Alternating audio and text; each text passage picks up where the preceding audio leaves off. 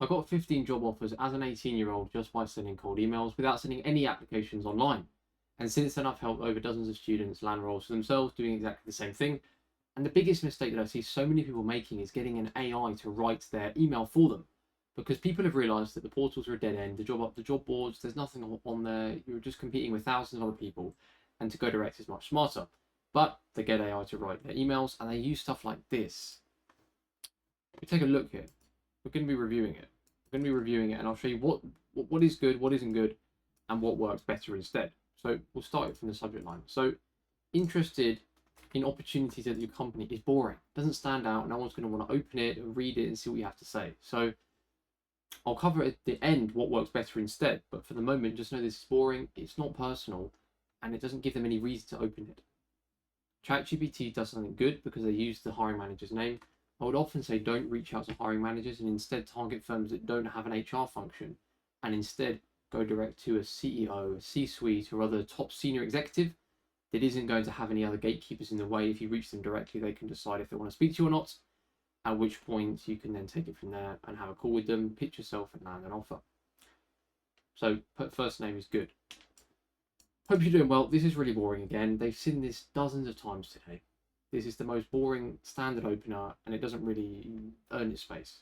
It then goes into about yourself, which you do need to talk about, but they can see your email when they open up the email in their inbox because it shows them that, meaning that it's really not earning its space. Talking about the company's work is good, and you should absolutely do that. Using something specific, right? This is good. This is clearly knowing something about how to write an email. Particularly impressed by this specific thing. Again, it gives some examples of what to talk about, so this is really powerful. Shows that you've done research and you're not blasting the same generic template to everyone. Meaning that they ultimately take more interest in what you're saying, they think you're more credible, and the reciprocity of you investing your time, they're more willing to invest their time into replying to you. And then it goes into, I want to reach out because I'm interested in opportunities to contribute. So this is really big. ChatGPT's actually gotten better at writing emails recently because it used to be like, I'm looking to get a role, I'm looking to get a job, whereas now it's much more about how to contribute, which is much stronger framing, because if you go into it with here's how I can help your team as opposed to here's what I want to get, then it's a completely different approach to it, and they read it much more friendly and less like you're just trying to get something and more you're actually trying to help. And again, they like you more, they'll want to reply. And then it talks about your previous achievements, which is really good. It's good in a good way, measurable achievements as well. This is a bit of fluff. Enjoy solving problems, learning quickly, and taking ownership. This is boring.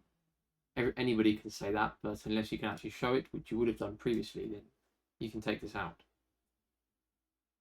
I welcome the opportunity to discuss how I could add background to your team for an advertised role or future opportunities. Well, if you'd done your research, you would know whether they had a role advertised, at which point you can still outreach, but it wouldn't be a good idea to mention if you do have one, because you should already know that from doing your research. So that's a bit of a blunder there.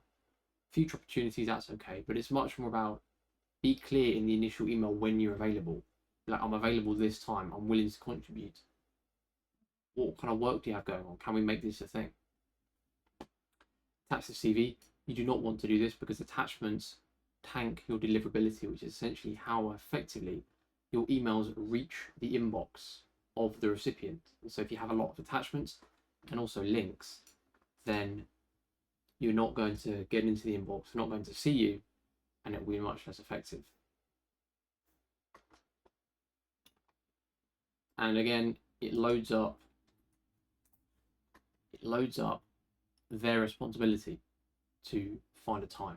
Because if you have 15 to 20 minutes, that's so vague. Is that today? Is that tomorrow? Is that next week? Is it next year? When is that? Like, what does that even mean, right?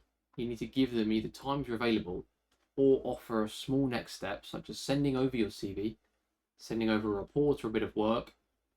And then in that, you then attach a scheduling link where they can then book in a time for slots that you said available.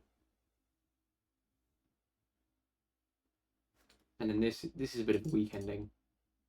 I appreciate the opportunity to introduce myself. It's a bit weak. Thank you for your time, and I hope to hear from you again. It's polite, but it is a bit boring, a bit stiff. And also a little thing, Well, it's a pretty big thing actually. The dash gives away an AI tail, because if you can see, the hyphen is a bit shorter than that. Dash.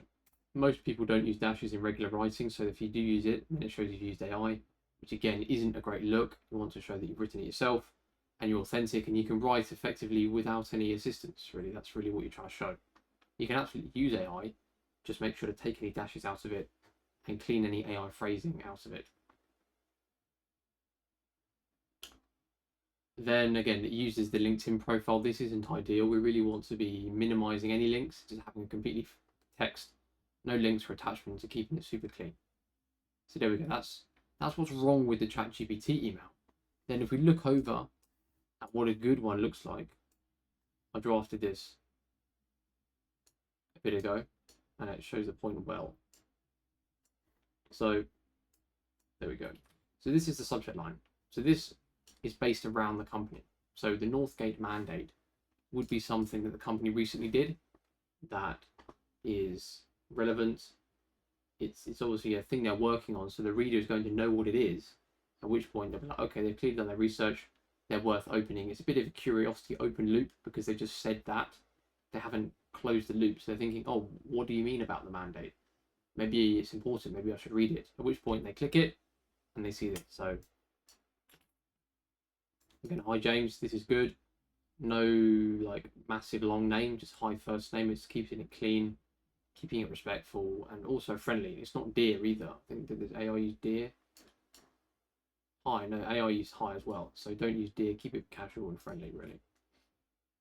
And then you acknowledge that they get a lot of these emails. So just being aware, being an aware human that can understand context and be like, I'll keep this short, because I imagine your inbox is full of these. So it's just being human. It's like, okay, yeah, you probably do get a lot of these, but I'm going to respect your time and only send, as you can see, a super short message.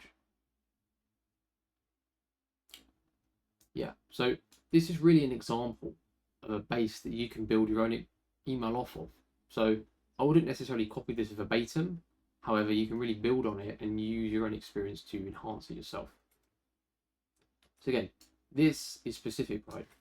It only applies to this company. You can't write this about any other company, meaning that it is personal. They can see that you've put effort in. You've actually done research, at which point they feel obliged to read it, to actually take you seriously, because it's the reciprocity. That's all we're doing here. Showing we've put in effort to make them do it back, landing an offer down the line. The first next step would obviously be to do this, because this is key. I'll just touch on this briefly because it links in nicely to what I was saying, in the fact that you're not sending any emails with any emails or any websites or any attachments in. It's very just clean. Could I send a bit more over? So again, you'd want to clarify what a bit more is. So whether that is your CV, whether that's maybe a bit of a report you did on this particular deal or something. Just a particular note or some research that shows the kind of thinking you've got and what you could apply to their company. Coming back a little bit, it does talk on the economics experience. So how you're at a good uni, which again, you should highlight if you are at a good uni. If you're not, it's best just to not mention it at all. And you think you could be genuinely useful in that kind of mandate. So again, you'd want to really build it out a bit more with a couple more experiences, a couple more like outlines on how you'd be useful. So this is a good starting point, but how would you actually be useful? What is it about the restructuring work that drew you to it? What is it you're sending over? But these really give you a good framework of how to start the whole thing. And again, you're seeing just a super clean finish. No crazy links, attachments, or anything. Sent from a professional email. So just my Chen. And so there we go.